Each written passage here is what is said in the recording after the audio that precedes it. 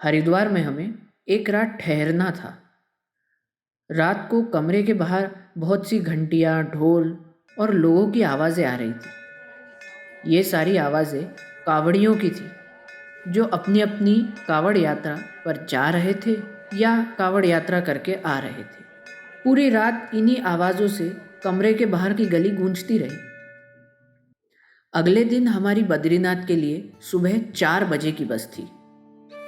हरिद्वार से बद्रीनाथ पहुंचने के लिए लगभग एक दिन लग जाता है और पहाड़ी इलाकों में सूर्यास्त जल्दी होता है। इसी वजह से सारी बसें सुबह सुबह जल्दी बद्रीनाथ को रवाना हो जाती है। हम बस में बैठ गए और जल्द ही बस का सफ़र शुरू हुआ। हमने जय बद्री विशाल का जय घोष कर यात्रा प्रारंभ करी। कुछ ही समय बाद सूर्य उदय हुआ।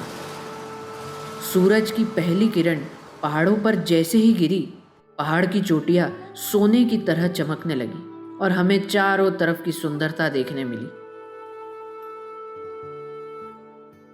सच ही कहा है, उत्तराखंड देवभूमि है।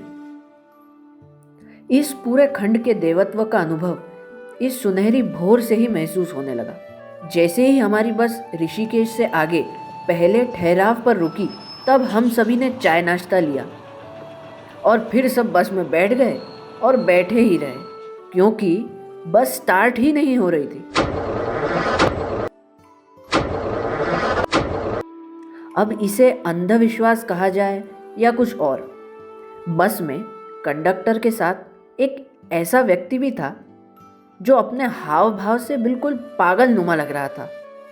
उसने बस में चढ़ने के बाद ही बोल दिया था कि मैं भैरव हूँ, और बस ड्राइवर के साथ उसकी चिक चिक लगातार चल रही थी।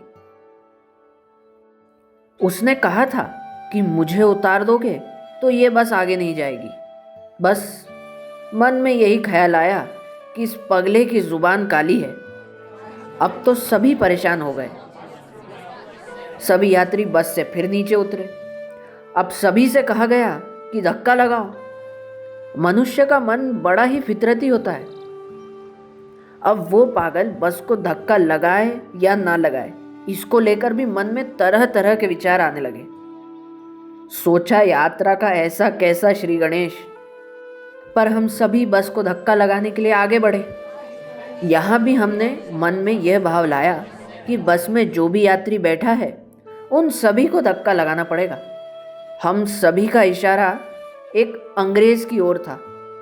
हमें लगा था कि विदेशी भाई साहब को धक्का लगाने के लिए नहीं कहा जाएगा, पर बस ड्राइवर ने बिना लाग लपेट के सभी को बोला, चलो चलो धक्का लगाओ। तो ये हमारी जिंदगी का ऐसा पहला मौका था कि जब हम एक विदेशी के साथ एक देसी बस को धक्का लगा रहे थे। पर हाय री हमारी किस्मत, बस फिर भी चालू नहीं हुई। फिर मैकेनिक को बुलाया गया। इस दौरान यात्रियों में मौजूद सलाहकारों की आपसी बातें सुनने लायक थी। सब अपने अपने अनुमान के साथ बस की गड़बड़ी ढूंढने में लगे थे। अचानक आवाज आई, सब बैठो बस में। ड्राइवर ने बस चालू करी और हम चल पड़े।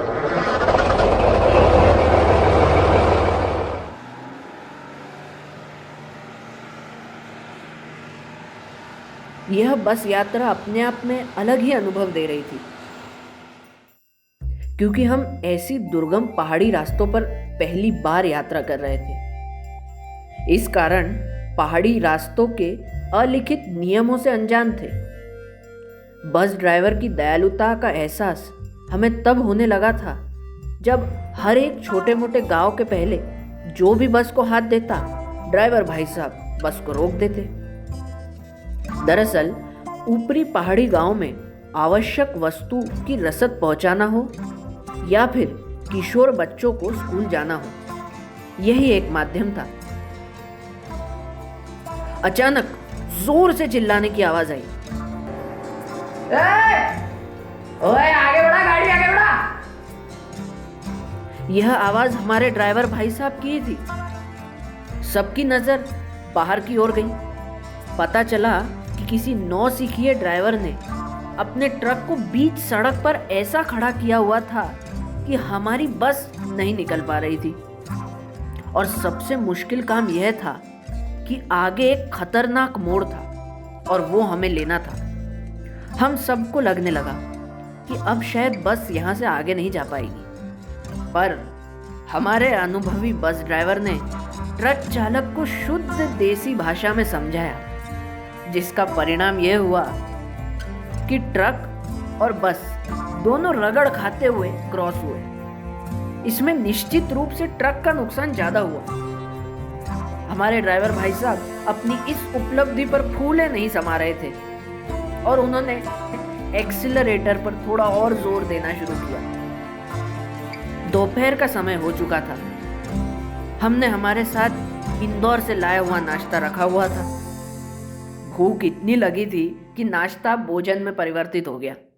जिन खाद्य पदार्थों को हमने ट्रैकिंग के दौरान खाने के लिए रखा था, उसे भी हम बस में ही चट कर गए। इतने में बस अचानक से फिर रुक गई और कंडक्टर बस की छत पर चढ़ गया। कंडक्टर बस की छत पर चढ़कर सामान नीचे उतारने लगा। हम सभी को आश्चर्य हुआ कि अचानक ये क्या हो रहा है। तब उसने बताया कि सामने देखो, पूरा रास्ता बंद है, लैंडस्लाइड हुआ है। तब हम में से कुछ उत्साही युवाओं ने आगे चलकर स्थिति को जानने का निर्णय लिया। वहां पहुंचे तब पता चला कि रास्ता तो खुला हुआ था। हम लोग वहां से वापस लौटते तब तक कंडक्टर भाई साहब को यह बात समझ में आ गई। उन्होंने तत्काल फिर से सामान ऊपर रखा और हमारे बस के पास पहुंचने के पहले ही वो बस हमारी तरफ ले आए और बोलने लगे, चलो चलो जल्दी बैठो। तब बस के कई यात्रियों ने उसकी तरफ टेढ़ी नजरों से देखा और कहा, बस रोकी ही क्यों? हम तेजी से आगे बढ़ने लगे। फिर आया श्रीनगर, कश्मीर वाला नहीं, उत्तराखंड वाला। यह बड़ा शहर था। बस रुकते ही हम लोगों ने हल्का फुल्का नाश्ता करा, चाय ली और बस फिर चल पड़ी। अब बस के भीतर जो यात्री थे वो बदले हुए थे। हम सभी की नज़र एक साध्वी पर पड़ी। हल्के लाल रंग की साड़ी पहनी हुई वो साध्वी अपनी एक सहायिका के साथ बैठी थी। स्वामी नारायण संप्रदाय से संबंधित थी वो। वह साध्वी काफी कम उम्र की लग रही थी। उन दोनों की बातचीत से यह पता चला कि उन साध्वी का आज उपवास था। सहायिका इस बात का पूरा ध्यान रख रही थी कि साध्वी को किसी भी प्रकार की तकलीफ ना हो। इस बीच यात्रियों के चढ़ने उतरने का सिलसिला लगातार जारी था। अचानक बच्चों के शोर की आवाज सुनाई देने लगी। स्कूल की छुट्टी होने के बाद एक गांव से बच्चे अपने अपने गांव जा रहे थे। कम से कम 15 से 20 बच्चे हमारी बस में चढ़ गए। बस पूर्ण रूप से खचाखच भर चुकी थी। कौतूहलवश हमने एक दो बच्चों से बात करने की कोशिश करी, पर उनकी भाषा कुछ समझ नहीं आ रही थी। अब हम जोशीमठ पहुंच चुके थे और यहाँ से बद्रीनाथ के लिए अब 2 घंटे का रास्ता बचा था। बस यहाँ पर ज़्यादा देर नहीं रुकी क्योंकि शाम होने वाली थी और ड्राइवर किसी भी तरह की रिस्क नहीं लेना चाहते थे। लगभग 1-1.25 घंटे तक चलने के बाद हम हनुमान चट्टी पर पहुंचे। अब हमारा अंदाजा था कि लगभग आधे घंटे में हम बद्रीनाथ पहुंच जाएंगे। मौसम ने अपना असर दिखाना शुरू कर दिया। बस में बैठे सभी यात्रियों ने अपनी अपनी बैग को टटोलना आरंभ कर दिया। जिसके हाथ जो लगता वो उसे अपने शरीर पर लपेट लेता। आश्चर्य की बात यह थी कि उस साध्वी ने अब तक एक शब्द भी नहीं बोला था और ना ही गर्म कपड़े पहनने की इच्छा जताई। इतने में लांबगढ़ आ गया। सड़क पर बहते पानी के बीच हिचकोले खाती हमारी बस आगे बढ़ चली थी। मन में अब बस यही विचार आने लगा था कि आखिर कब आएगा बद्रीनाथ। बस ने एक लंबा मोड़ लिया और फिर एक ऊंचाई वाली सड़क पर सीधे चढ़ने लगी। वो चढ़ाव जैसे ही समाप्त हुआ, हमारे सामने बद्रीनाथ का बस स्टैंड था। सुहानी शाम में ठंडे वातावरण के बीच हम बद्रीनाथ बस स्टैंड पर पहुंच चुके थे।